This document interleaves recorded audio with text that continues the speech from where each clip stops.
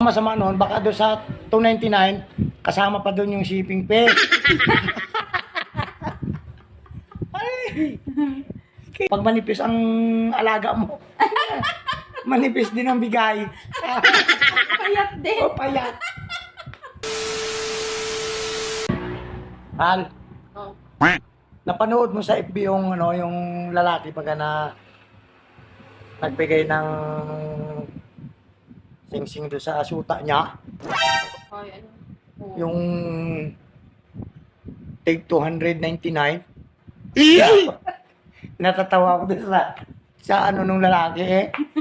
Kainaman din naman. Ay hindi pa pinabot ng 300 eh. Ginawa pang 299. Ay kainaman din. Piso na lang. Piso na lang hindi pinyahan. Ay! Sa palagay ko ay kwan yun.